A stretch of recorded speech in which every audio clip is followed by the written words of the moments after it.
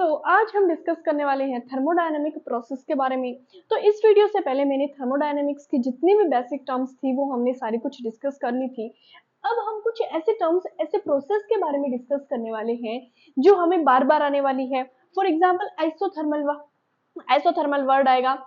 Adiabatic, अब adiabatic आप पढ़ के आए हो कि एडियाबैटिक वॉल एक ऐसी वॉल होती है, बाउंड्री में हमने पढ़ा था, एक एडियाबैटिक और एक डायथर्मल। एडियाबैटिक में हीट का क्या नहीं होता, ट्रांसफर नहीं होता, और डायथर्मल में हीट का ट्रांसफर हो जाता है बहुत अच्छे से। और नेक्स्ट है आइसोबारिक, आइसोकोरिक। ये कुछ ऐसे प्रोसेस है जिनको समझना बहुत जरूरी है, क्योंकि ये कुछ बेसिक प्रोसेस जब तक हम नहीं समझेंगे तब तक हम थर्मोडायनेमिक्स के लॉ नहीं समझ पाएंगे, और आगे भी ऐसे ये वर्ड बार बार रिपीट होंगे। इस प्रोसेस में आइसोथर्मल है, इसमें हीट कांस्टेंट रहेगी, तो क्या होगा, कैसे होगा, चलो देखते हैं अभी।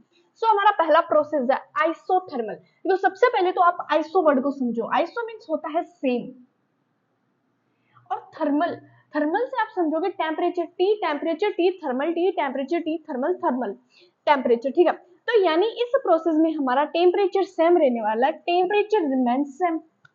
ये प्रोसेस ऐसा होगा जिसमें टेम्परेचर सेम रहने वाला है। नेक्स्ट है हमारा एडियाबैटिक वूल। एडियाबैटिक आप ऑलरेडी पढ़ के आए हो, जिसमें हीट का ट्रांसफर नहीं होता। भाई साहब, हीट का ट्रांसफर नहीं होगा तो क्या हो जाएगा, हीट क्या होगी, remain same, heat remain same रहेगी। उसके बाद आइसोबारिक प्रोसेस, आइसोबार। अब ये जो बार है, ये बार बी आर, ये आप कब यूज करते हो, किसके लिए यूज करते हो, प्रेशर के लिए यूज करते हो, प्रेशर की यूनिट होती है बार।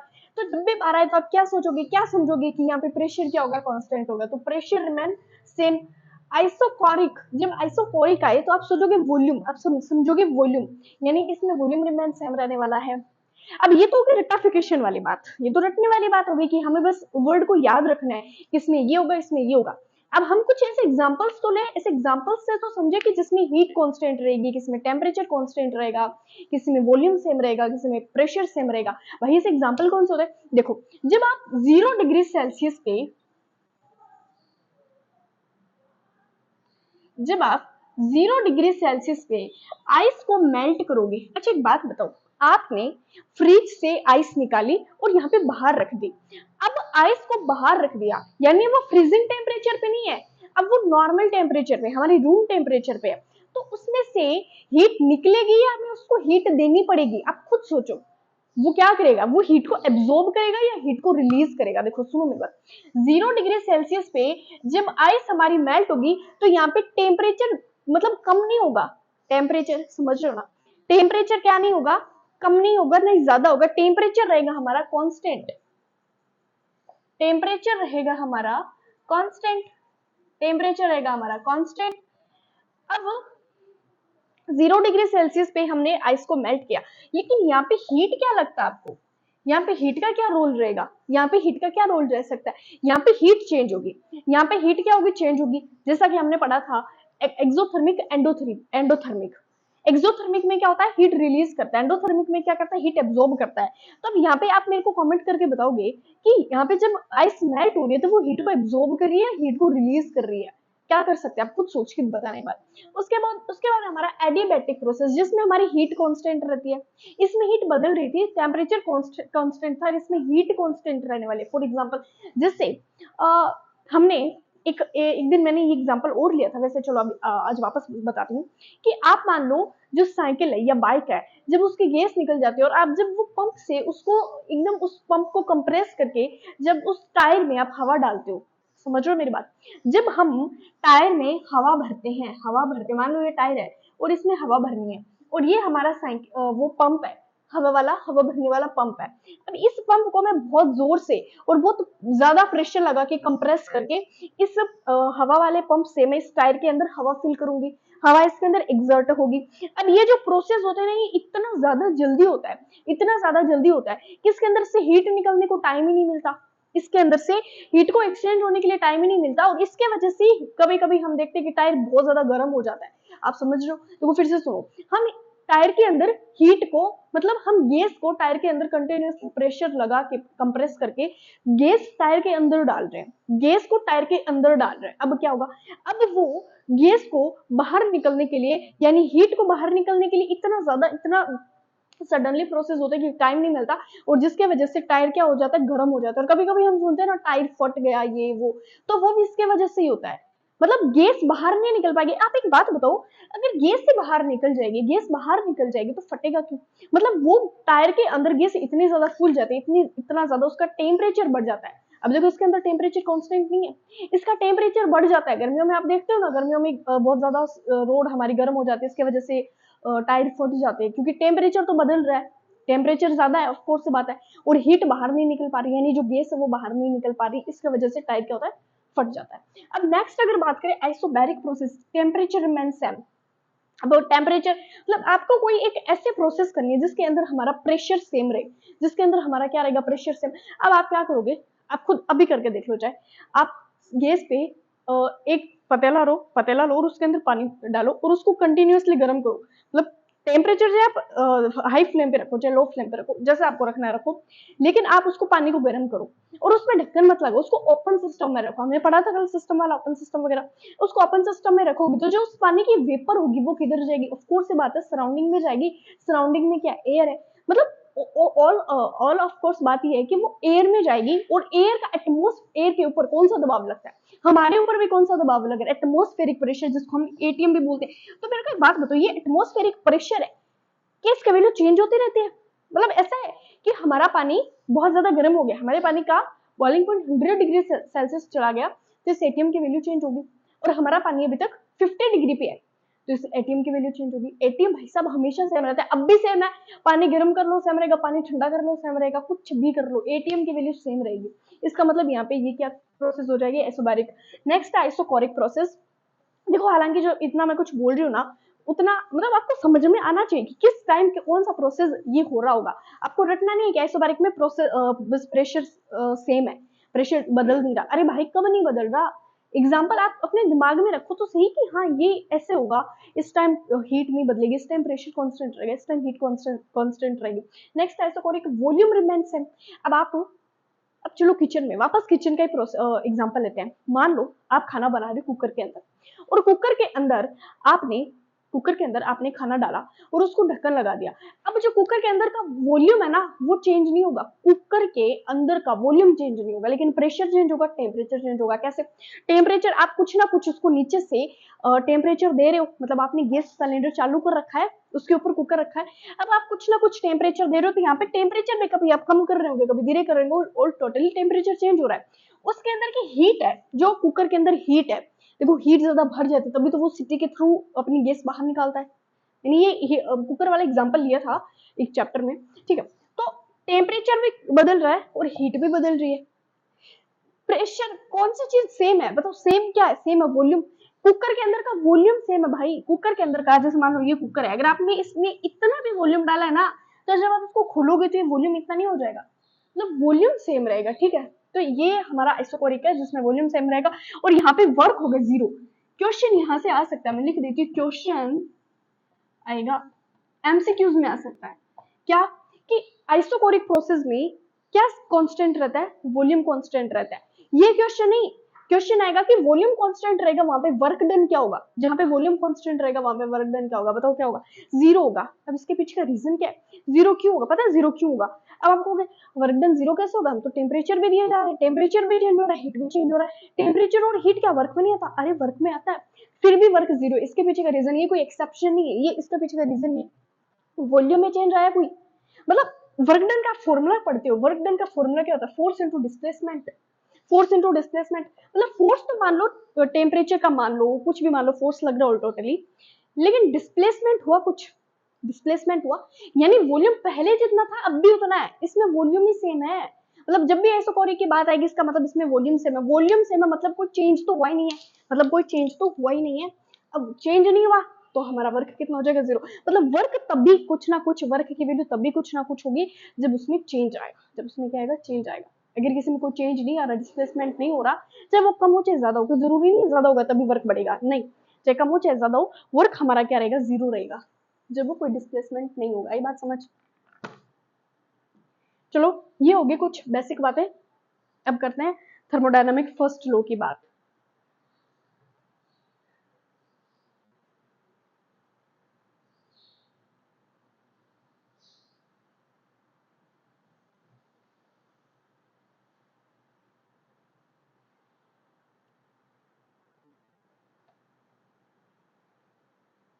थर्मोडायनामिक का फर्स्ट लॉ क्या कहता है?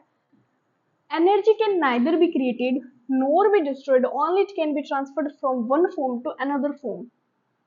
मतलब एनर्जी को ना मैं क्रिएट कर सकती ना डिस्ट्रॉय कर सकती। पढ़ के आए हो मास कंजर्वेशन लो, एनर्जी कंजर्वेशन में बहुत पहले से पढ़ के आओ।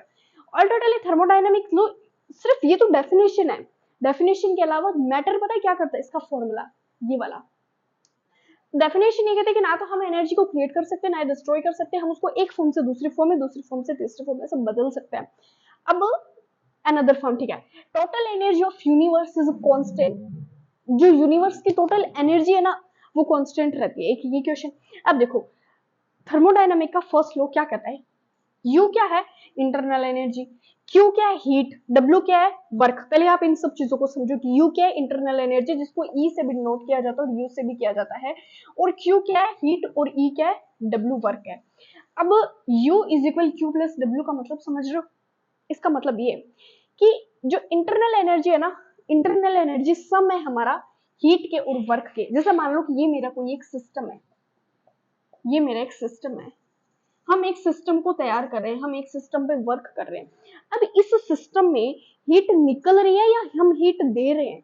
मान लो मैं मान लो ये कोई सिस्टम, अब आप सोचो कि सिस्टम में हम क्या ले, अब चाहे पानी ले लो, वो भी एक सिस्टम ही होगा। मान लो ये पानी है और मैं पानी को गर्म कर रही हूँ, मैं पानी को गर्म कर रही हूँ तो मैं हीट दे रही हूँ। मैं क्या कर रही हूँ? इसके अंदर हीट दे रही हूँ। अब मैं हीट दे रही हूँ यानी ये मेरे सिस्टम को मैं हीट दे रही हूँ, तो heat given to the system. मैं दे रही हूँ यानी मैं गिव कर रही हूँ। अब मैं गिव कर रही हूँ यानी मैं इसको दे रही हूँ, तो पानी क्या हो जाएगा? गर्म हो जाएगा, पानी गर्म होगा। अब देखो मैंने इस सिस्टम को हीट दी है यानी इस पे मैंने कुछ ना कुछ वर्क किया है, इस पे वर्क ऑन द सिस्टम होगा, work on the system, work on the system, और heat give to the system.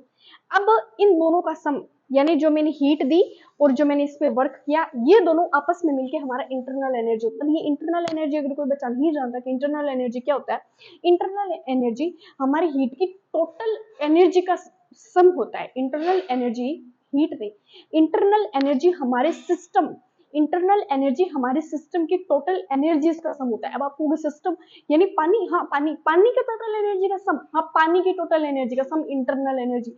अब पानी की कौन सी एनर्जी होती है? पानी के अंदर भी एनर्जी होती है। मैं इसको हीट दे रही हूँ, इसकी काइनेटिक एनर्जी होगी। जो पार्टिकल है वो घूम रहे हैं, सर्कुलेटरी मोशन, रोटेट कर रहे हैं, रोटेशनल मोशन, इधर उधर मतलब एक दूसरे से टकरा रहे हैं, ट्रांसलेशन मोशन, इसका कोई ना कोई पोटेंशियल एनर्जी होगा।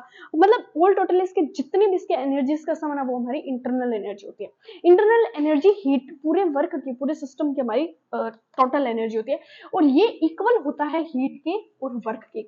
यानी अगर हम हीट ज्यादा देंगे, मान लो मैंने इस सिस्टम को बहुत ज्यादा हीट दे दी, मेरी इंटरनल एनर्जी क्या हो जाएगी? बढ़ जाएगी। मैंने सिस्टम पे बहुत वर्क किया है, इंटरनल एनर्जी बढ़ जाएगी। मैंने सिस्टम को हीट मान लो कम दी है, मैंने पानी है ना ज्यादा देर गर्म नहीं किया और मैंने हीट भी बहुत कम दी, तो इंटरनल एनर्जी क्या हो जाएगी? कम हो जाएगी।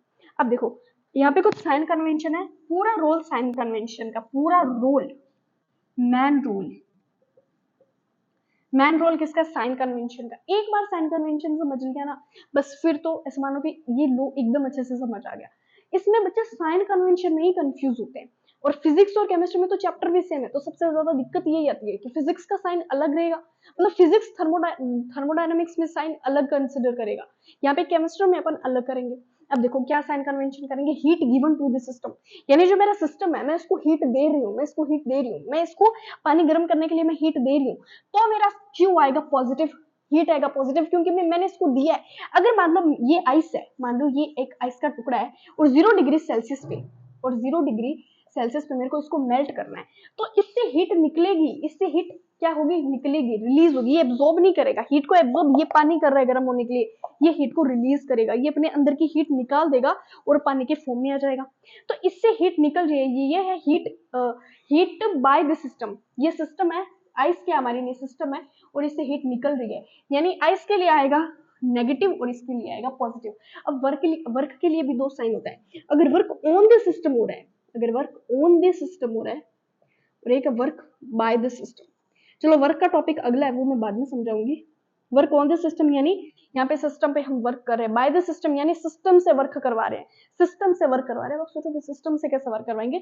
इसके बाद जस्ट हमारा वही फॉर्मूला है, फॉर्मूला वर्क का टॉपिक है। अब आप इस जो हमारा फॉर्मूला U = Q + W एकदम अच्छे से घूट के भी जाना और बहुत अच्छे से इसको समझना है। साइन कन्वेंशन मैंने लिख दी, इसके बाद वर्क का करेंगे। सो ये था हमारा कुछ बेसिक टर्म्स थर्मोडायनामिक का फर्स्ट लॉ। अब बात करते हैं वर्क की।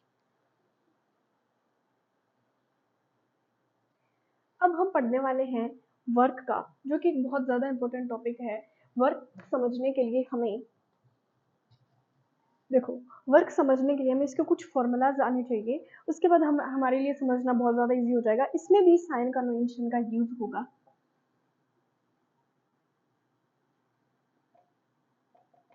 देखो, जैसा कि हमने एक कंटेनर लिया है और ऊपर जो मैंने P लिखा है, मैंने लिखा है P और नीचे कुछ इस तरीके से लिखा है एक्सटर्नल। इसका मतलब है एक्सटर्नल, यानी मैं इस ये जो मैंने ये है, ये हमारा पिस्टन है। ये क्या पिस्टन, यानी मान लो, सुनो मेरी बात, ये एक कंटेनर है और इसके अंदर मैंने एक पिस्टन लगा दिया, जिससे मैं प्रेशर लगा रही हूँ, जिससे मैं क्या कर रही हूँ, कंप्रेस कर रही हूँ, कंप्रेस कर रही हूँ उसको, और मैं प्रेशर लगा रही हूँ। यानी मैं प्रेशर क्या कर रही हूँ, लगा रही हूँ। प्रेशर एक तरीके का क्या है, एक तरीके का वर्क है। मैं एक तरीके का वर्क ही तो कर रही हूँ, तो वर्क ऑन द सिस्टम होगा ना। मैं इस पे वर्क कर रही हूँ, work on the system, work on the system. अब कंप्रेस होने की वजह से, कंप्रेस होने की वजह से इसका वॉल्यूम क्या हो जाएगा, इसका वॉल्यूम क्या हो जाएगा, कम हो जाएगा। वॉल्यूम भी हो जाएगा कम।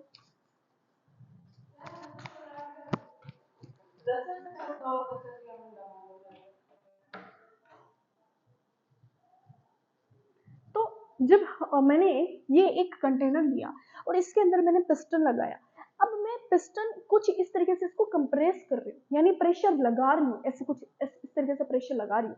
तो प्रेशर लगाने से, प्रेशर के एक तरीके का वर्क है, वर्क मैं क्या कर रही हूँ, दे रही हूँ, यानी वर्क ऑन द सिस्टम हो रहा है। वर्क बाय द सिस्टम कब होगा, जब मैं इसके अंदर की गैस निकालूंगी। मान लो ये प्रेशर है, मान लो कंटेनर है और इसके अंदर कोई गैस भरी हुई है, इसके अंदर क्या गैस भरी हुई है। अब भाई प्रेशर अपन कब लगाते हैं, जब गैस भरी हुई होती है, इसको ही कंप्रेस कर सकते हैं। अब मान लो इसके अंदर गैस भरी और इसके अंदर इसके अंदर से मैं गैस निकाल रही हूँ, यानी अब क्या होगा, एक्सपेंशन होगा। ये मान लो एक दूसरा कंटेनर है और इससे मैं क्या कर रही हूँ, गैस निकाल रही हूँ। तो यहाँ पे P एक्सटर्नल में क्या होगा, यहाँ पे मैं एक्सपेंशन कर रही हूँ, यहाँ पे मैं एक्सपेंशन कर रही हूँ, निकाल रही हूँ। आई बात समझ। यहाँ पे मैं क्या कर रही हूँ, वर्क बाय द सिस्टम कर रही हूँ, वर्क बाय द सिस्टम। वहां था वर्क ऑन द सिस्टम, यहाँ वर्क बाय द सिस्टम। अब जब मैं सिस्टम से हीट निकालूंगी ना, यानी मैं सिस्टम से वर्क को निकाल रही हूँ, वर्क करवा रही हूँ मैं, तो वर्क बाय द सिस्टम में हो जाएगा हमारा नेगेटिव साइन। और यहाँ पे मैं सिस्टम पे वर्क कर रही हूँ, यहाँ पे मैं सिस्टम पे वर्क कर रही हूँ, तो यहाँ पे आ जाएगा पॉजिटिव। इतना समझना इनफ नहीं है, ये तो सिर्फ मैंने साइन कन्वेंशन समझा है। अब देखो, we will discuss only mechanical work. अब प्रेशर में एक तरीके का हम मैकेनिकल वर्क कर रहे होते हैं, और वर्क को हम कैसे समझेंगे कि we will discuss only mechanical work, pressure volume. और बात यहाँ पे प्रेशर वॉल्यूम की हो रही है। कंप्रेस करूंगी, वॉल्यूम क्या होगा, कम होगा। एक्सपेंशन करूंगी, वॉल्यूम क्या हो जाएगा, ज्यादा हो जाएगा। एक्सपेंशन में work by the system, negative sign. Compression में work on the system, sign positive. So work done का फॉर्मूला क्या होता है, अगर मैं बात करूं, पूछूं कि वर्क डन का फॉर्मूला, तो आप क्या बोलोगे, work done is equal force, work done is equal force into displacement. आप एल भी लिख सकते हो, डी भी लिख सकते हो, यानी डिस्प्लेसमेंट को हम डी और एल दोनों से लिख सकते हैं, बुक में अलग अलग लैंग्वेज होती है। अब मैंने सपोज एक गैस सिलेंडर, चाहे इसको कंटेनर बोलो, गैस सिलेंडर बोलो, गैस सिलेंडर इसलिए बोला क्योंकि गैस सिलेंडर में गैस भरी जाती है, ठीक है। सपोज एक gas cylinder fitted with piston, जिसको पिस्टन से फिट किया गया है। क्रॉस सेक्शन ए, इसका क्रॉस सेक्शन क्या है, ए, और ये है हमारा displacement. Pressure on piston P, यानी जो पिस्टन पे प्रेशर लग रहा है वो हमारा पी लग रहा है, ठीक है। इनिशियल वॉल्यूम V1 था, पहले था वॉल्यूम, यानी जब हमने वॉल्यूम लगाया नहीं, प्रेशर लगाया नहीं था, जब हमने प्रेशर लगाया नहीं था। इनिशियल फाइनल समझते हो, इनिशियल यानी शुरुआती बिंदु, और फाइनल यानी फाइनल वॉल्यूम या फाइनल पॉइंट, यानी लास्ट का आयतन। जब हमने प्रेशर लगाने के बाद हमारा वॉल्यूम क्या था। तो इनिशियल वॉल्यूम V1 का मतलब है कि यहाँ पे हमने अभी तक प्रेशर लगाया नहीं है, पहले कितना था वॉल्यूम। पहले मान लो वॉल्यूम, मान लो हमारा वॉल्यूम ये वॉल्यूम था हमारा, ये था हमारा V1। अब मैंने इस पे प्रेशर लगाया है, मतलब मान लो मैंने एक्सपेंशन किया है। अब ये गैस का वॉल्यूम मान लो क्या हो गया, बढ़ गया, मान लो गैस का वॉल्यूम या कुछ इस तरीके से बढ़ गया, तो अब हमारा वॉल्यूम क्या होगा, फाइनल वॉल्यूम हो गया V2। इसका देखो, इसमें आप क्या देखोगे, पहले का वॉल्यूम था V1, ये हमारा वॉल्यूम हो गया V1, ये पूरा वॉल्यूम हो गया V1। अब हमने work on the system compress किया तो कुछ इस तरीके से कम हो जाएगा, ये पिस्टन आ जाएगा हमारा यहाँ पे। अब हमारा वॉल्यूम हो गया V2, ये फाइनल वॉल्यूम। अब देखो, अब इसका हमें एक फॉर्मूला निकालना है। फॉर्मूला कैसे निकालेंगे हम, ये पिस्टन वगैरह से आइसोटोप समझ आया होगा। As we know that, what we know that, अब देखो प्रेशर का फॉर्मूला क्या होता है, बात प्रेशर की चल रही है, और प्रेशर एक तरीके का वर्क है। प्रेशर का फॉर्मूला होता है फोर्स अपॉन एरिया, ये है एरिया और ये है फोर्स। अगर मैं फोर्स का फॉर्मूला निकालना चाहूँ तो मेरे लिए क्या हो जाएगा, pressure into area, pressure into area हो जाएगा। और वर्क डन का फॉर्मूला क्या है मेरा, ये इक्वेशन नंबर फर्स्ट, और वर्क डन का फॉर्मूला है फोर्स इंटू एल, मैं यहाँ पे एल लिख रही हूँ, ठीक है। ये इक्वेशन नंबर 2, सुन रहे हो ना मेरी बात, अच्छे से समझ रहे हो ना। ये बात कर रहे हैं हम इधर प्रेशर की, प्रेशर से अपने फोर्स का फॉर्मूला निकाला, और फिर हमने वर्क डन का फॉर्मूला लिखा कि प्रेशर भी एक तरीके का वर्क डन है। तो वर्क डन का फॉर्मूला लिखा, work done is equal force into displacement. अब ये जो एफ है ना, ये जो एफ है ना, इसमें इसकी वैल्यू पुट कर दो। देखो सुनते जाओ, equation first put in equation 2 कर दीजिए, work done is equal P into A, F की जगह हो गया, अब एल को लिख दो। अब ए इंटू एल क्या होता है, ए इंटू एल क्या हो जाएगा, वॉल्यूम हो जाएगा, एरिया और लेंथ वॉल्यूम हो जाएगा। तो pressure is equal P del V। मैंने यहाँ पे लिखा है ऐसा ट्राइंगल जैसा बना के डेल V। इसका मतलब समझ रहे हो, इसका मतलब change in volume, change in volume, यानी वॉल्यूम में चेंज हो रहा है। और भाई साहब वॉल्यूम में तो चेंज हो ही रहा है, कंप्रेस करेंगे तो वॉल्यूम कम हो जाएगा, एक्सपेंशन करेंगे एक्सपांड करेंगे तो वॉल्यूम बढ़ जाएगा, तो वॉल्यूम में चेंज तो हो ही रहा है। यानी वॉल्यूम इधर हमारा कांस्टेंट नहीं रहने वाला, it is not isochoric process, यहाँ पे वॉल्यूम कांस्टेंट नहीं रहने वाला है, ठीक है। तो यहाँ पे इसको मैं कुछ इस तरीके से भी लिख सकती हूँ, P V2 minus V1। V2 minus V1 क्यों लिखा, ये है फाइनल और ये इनिशियल, ये फाइनल और ये इनिशियल, कुछ इस तरीके से हम प्रेशर को समझ सकते हैं। आई बात यहाँ तक समझ। अब इससे आगे का हम क्या करें, इससे आगे का समझने के लिए हम कैसे करेंगे, उधर देखते हैं थोड़ा। साइन कन्वेंशन समझ में आ गया, ये हमारा यहाँ तक फॉर्मूला हो गया। न्यूमेरिकल क्वेश्चंस यहाँ तक भी पूछ लिए जाते हैं, और आगे कैसे पूछे जाते हैं वो देखो। अब देखो, एक हमारी आइडियल इक्वेशन होती है, आइडियल गैस इक्वेशन। आपका पहले 11th में चैप्टर नंबर 5 था states of matter, states of matter, जहां पे हम गैसेस के बारे में बहुत अच्छे से पढ़ते थे। और एक आइडियल गैस होती थी पीवी इज इक्वल एनआरटी, ये आइडियल गैस होती थी, ये एक इमेजिनरी आइडियल गैस होती थी। रियल वर्ल्ड में ऐसी कोई भी इक्वेशन एग्जिस्ट नहीं करती। मेरा मतलब मैं ये कहना चाहती हूँ कि ये जो रिलेशन है ना आइडियल गैस इक्वेशन का, ये हमारे रियल वर्ल्ड में एग्जिस्ट नहीं करता। हाँ, ये आइडियल गैस इक्वेशन यानी आदर्श वाली इक्वेशन है, और आदर्श लोग तो बहुत कम होते हैं, इसलिए जो ये इक्वेशन है ना, ये हमारे वर्ल्ड में एग्जिस्ट नहीं करती। जो हमारा प्रेशर और वॉल्यूम वर्क करता है ना, वो रियल वर्ल्ड में इसके बेसिस पे नहीं करता, फिर भी एक इक्वेशन है। अब देखो, इस इक्वेशन के बेसिस पे आप ये प्रेशर को किस तरीके से निकालोगे, वर्क डन इज इक्वल, अब हमें P की वैल्यू निकालनी है। P की वैल्यू निकालने के लिए क्या करोगे, P is equal NRT by V, volume को डिवाइड में भेज दो, भेज दिया।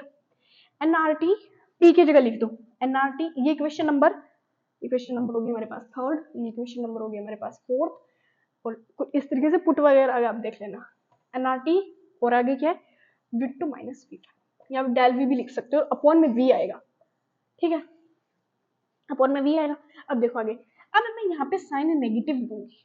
साइन नेगेटिव क्यों लूंगी, क्या रीजन है यहाँ पे साइन नेगेटिव लेने का, क्योंकि मैं यहाँ पे क्या कर रही हूँ, वर्क बाय द सिस्टम कर रही हूँ। मान लो हम क्या कर रहे हैं, वर्क बाय द सिस्टम कर रहे हैं, तो W इज इक्वल माइनस,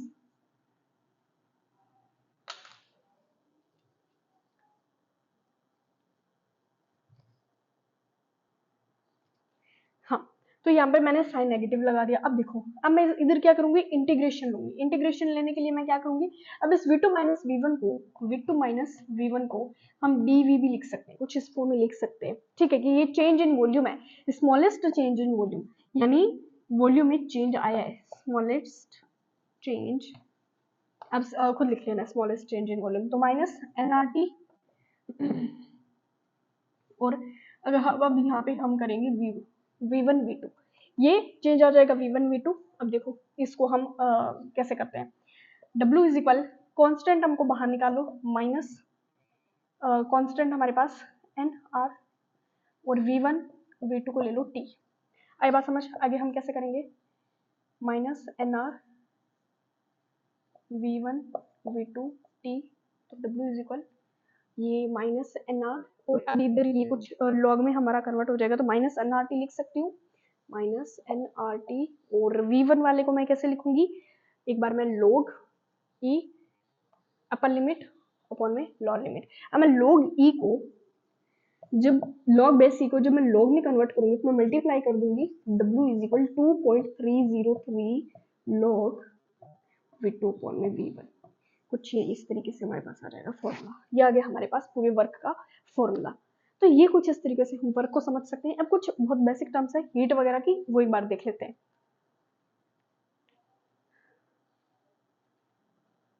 अब हम पढ़ेंगे कुछ बेसिकली हीट की टर्म्स। हम कब से, जब से ये चैप्टर स्टार्ट हुआ तब से हम हीट का यूज किए जा रहे हैं, हीट वर्क। तो हमने वर्क के बारे में पढ़ लिया, हमने इंटरनल एनर्जी के बारे में पढ़ लिया, और हमने मतलब फोर्स के बारे में भी पढ़ लिया, वर्क का फॉर्मूला निकाल लिया, थर्मोडायनामिक का फर्स्ट लॉ पढ़ लिया। बट ये हीट एक बला है, पता है वो समझ नहीं आ रही। बट हीट को अगर मैं समझना चाहूँ, अगर हम समझना चाहे, समझाना चाहें कि हीट है क्या, हीट का बेसिकली हीट की डेफिनेशन क्या है, हीट के फॉर्मूलाज क्या है, और हीट को हम किन किन टर्म्स में समझ सकते हैं, तो वो कुछ टर्म्स है ये। देखो हीट को क्यू से डिनोट किया जाता है, हीट को यहाँ पे सिर्फ एक वर्ड स्पेसिफिक यूज हो रहा है, वो है हीट, जिसको क्यू से डिनोट कर रहे हैं। क्वांटिटी ऑफ एनर्जी, हीट मैंने क्या बताया, हीट एक एनर्जी है, हीट एनर्जी है, एक एनर्जी से दूसरे एनर्जी में बदल रही है। तो quantity of energy which flows between a system and surrounding, heat एक ऐसी एनर्जी है जो फ्लो होती है, बहती है सिस्टम से सराउंडिंग और सराउंडिंग से सिस्टम, सिस्टम से सराउंडिंग, सराउंडिंग से सिस्टम। तो एक तरीके से आदान प्रदान हो रहा है एनर्जी का, एक तरीके से और एक्सचेंज हो रहा है। यहाँ पे थर्मोडायनामिक का फर्स्ट लॉ एक्सप्लेन हो रहा है कि नहीं हो रहा है, ये तो बोला था थर्मोडायनामिक के फर्स्ट लॉ ने। तो विच flow between system and surrounding on amount temperature difference, मतलब इसका समझ रहे हो कि system and surrounding on amount temperature difference, कि जितना टेम्परेचर डिफरेंस है उस अमाउंट में, मतलब जो सिस्टम से सराउंडिंग और सराउंडिंग से सिस्टम में हीट वेरी। हमें तो समझ नहीं आ रहा ये क्या लिख दिया टेम्परेचर डिफरेंस। देखो मैंने ना जब ये चैप्टर स्टार्ट किया था तो मैंने आप लोगों को एक बात कही थी कि अगर मैंने मान लो एक चाय रखी, चाय का कप रखा, गर्म चाय का कप रखा। अब ये जो गर्म चाय का कप, अगर मैं 15 मिनट तक चाय नहीं पीऊंगी और बाहर पड़ा रहेगा, तो आपको क्या लगता है, क्या ये चाय ठंडी गर्म ही रहेगी, ये ठंडी नहीं होगी? ऑफ कोर्स हो जाएगी, ठंडी हो जाएगी ना। इसका क्या कारण है, इसका क्या कारण है, ये एक तरीके से हीट का फ्लो तो हो रहा है सिस्टम से सराउंडिंग, सिस्टम से सराउंडिंग, सिस्टम से सराउंडिंग हीट का फ्लो हो रहा है। मान लो मैंने कोल्ड कॉफी रखी, कोल्ड कॉफी नाम ही काम, मतलब ठंडी कॉफी रखी मैंने। अब मैंने ठंडी कॉफी रखी, 15 मिनट तक मैंने इसको पी नहीं, ये मैंने बाहर रख दी, तो ठंडी थी, ठंडी से गर्म, ठंडी से गर्म, ठंडी से गर्म, यहाँ से गर्म से ठंडी, वहां पे गर्म से ठंडी। अरे भाई सिस्टम चाह क्या रहा है, हमारा नेचर चाहता क्या है, मतलब कोई चीज गर्म है उसको ठंडी कर रहा है, जो ठंडी है उसको गर्म कर। ये क्या रीजन है, पता है ये रीजन क्या है? इसीलिए लिखा है टेम्परेचर डिफरेंस, इसीलिए लिखा है। यानी जब तक टेम्परेचर इक्वल नहीं हो जाता तब तक वो सिस्टम में हीट का फ्लो होता रहेगा। हाय रब्बा समझ ही नहीं आ रहा। देखो कोल्ड कॉफी ठंडी थी, अब कोल्ड कॉफी में हीट तब तक फ्लो होगी जब तक नॉर्मल जो हमारा रूम टेम्परेचर है उस टेम्परेचर पे कोल्ड कॉफी का टेम्परेचर नहीं हो जाता। हमारी चाय गर्म थी, हमारी चाय गर्म थी, अब इस चाय का टेम्परेचर जब तक हमारे रूम टेम्परेचर यानी जो हमारे सराउंडिंग में टेम्परेचर है उसके बराबर नहीं हो जाता, तब तक क्या होगा, हीट का फ्लो होता रहेगा, इसीलिए लिखा है हीट का फ्लो। अब यहाँ पे मैंने एक टर्म लिखा है 1 कैलोरी। 1 कैलोरी की वैल्यू होती है 4.2 जूल, हालांकि इसको 4.18 भी लिखा जाता है कहीं कहीं पे, 4.18 जूल अप्रोक्सीमेट मैंने 4.2 जूल लिखा है। ये 1 कैलोरी क्या है, जूल आया, जूल आया, किसके से यूनिट होती है, एनर्जी के। यानी कैलोरी भी एक तरीके की एनर्जी है, जो हम खाना खाते हैं ना कैलोरी बोलते हैं ना, कैलोरी नॉट, तो उस तरीके से आप कैलोरी समझ सकते हो। उसके बाद हीट कैपेसिटी, यहाँ पे कैपेसिटी कैपेसिटी कैपेसिटी नाम है, सी से स्टार्ट हो रहा है, कैपेसिटी नाम है, इसका मतलब आप इसको किससे डिनोट करोगे, सी से डिनोट करोगे। अब हीट कैपेसिटी क्या होती है, मतलब हीट की कैपेसिटी, क्षमता कितनी है, आप कितनी देर पढ़ सकते हो, आप कितनी देर पढ़ सकते हो, वो आपकी कैपेसिटी कितनी है, यानी स्टडी की कैपेसिटी कितनी है। उस तरीके से हीट की कैपेसिटी देखो क्या कहती है कि this is the amount of heat required to raise the temperature of a substance 1 degree Celsius.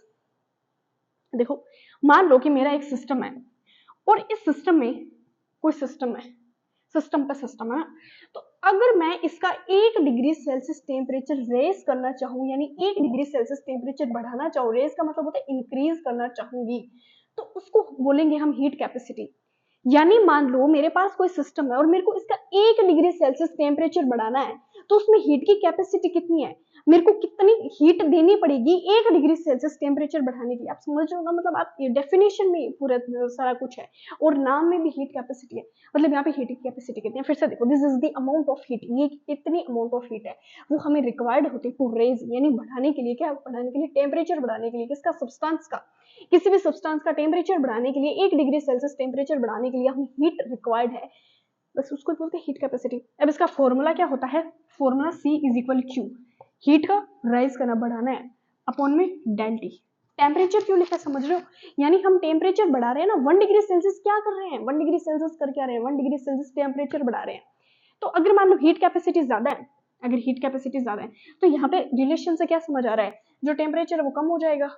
Heat capacity मान लो कि किसी भी सिस्टम की हीट बहुत ज्यादा है, यानी वो बहुत तेजी से फ्लो हो रही है, तो वहां पे टेम्परेचर क्या हो जाएगा, कम हो जाएगा। सो ये इसका फॉर्मूला है। नेक्स्ट है स्पेसिफिक हीट कैपेसिटी। ऐसे काम की बात रहेगी, एक्सटेंसिव प्रॉपर्टी है कि एक्सटेंसिव प्रॉपर्टी है, यानी एक्सटेंसिव का मतलब क्या है कि ये डिपेंड कर रही है मास पे, ये डिपेंड कर रही है क्वांटिटी पे। ठीक है, क्वांटिटी पे डिपेंड क्यों कर रही है, क्योंकि 1 डिग्री सेल्सियस टेम्परेचर बढ़ाना है। मतलब हो सकता है कि किसी, ये ऑल टोटल आप ऐसा समझो कि एक्सटेंसिव प्रॉपर्टी आप पढ़ के आए हो, क्या होता है, जो सब्सटेंस पे, क्वांटिटी पे, साइज पे डिपेंड करता है। तो ये कैपेसिटी है, हीट है, ये डिपेंड करेगी ना, मैंने बताया था उस वाले वीडियो में। अब next specific heat capacity, this is the amount of heat required to raise the temperature, same definition है, this is the amount of heat required to raise the temperature of 1 degree Celsius, नहीं 1 gram substance by 1 degree Celsius, यानी 1 gram substance का 1 degree Celsius temperature बढ़ाने के लिए जो amount of heat required होगी उसको बोलेंगे specific heat capacity. 1 degree Celsius, 1 gram substance का 1 डिग्री सेल्सियस टेम्परेचर बढ़ाने के लिए जो हीट हमें रिक्वायर्ड होगी उसको बोलेंगे स्पेसिफिक हीट कैपेसिटी। इसका फॉर्मूला है C is equal Q, C is equal Q upon में एन, एम क्या है, मास, एम क्या, मास, क्यू क्योंकि ग्राम आ गया, अपॉन में डेल टी। अब देखो ये है क्या, इंटेंसिव प्रॉपर्टी। इंटेंसिव क्यों है, इंटेंसिव क्यों है, क्योंकि मास क्या है, एक्सटेंसिव, हीट क्या है, एक्सटेंसिव, दोनों आपस में डिवाइड होकर इंटेंसिव प्रॉपर्टी दे देंगे, यानी इंडिपेंडेंट है ये। अब नेक्स्ट मोलर हीट कैपेसिटी, जिसको एन से शो करते हैं, this is the amount of heat required to raise temperature of 1 mole substance. मान लो 1 मोल सब्सटेंस है जिसका 1 डिग्री सेल्सियस टेम्परेचर बढ़ाना, उसको बोलेंगे मोल, आ गया ना, जहाँ पे वर्ड यूज हो जाएगा मोलार। और फॉर्मूला क्या है, C N is equal Q, यहाँ पे एन है हमारा नंबर ऑफ मोल्स, एन है हमारा नंबर ऑफ मोल्स। ये लो बेटा, हो गया, बस इतना ही तो है, बस कुछ बेसिक टर्म्स है, फॉर्मूले वगैरह याद कर लेना। और आई जस्ट होप समझ आया होगा, आज का लेक्चर आपके लिए हेल्पफुल रहेगा। एंड नेक्स्ट में हम डिस्कस करेंगे enthalpy. So thank you so much.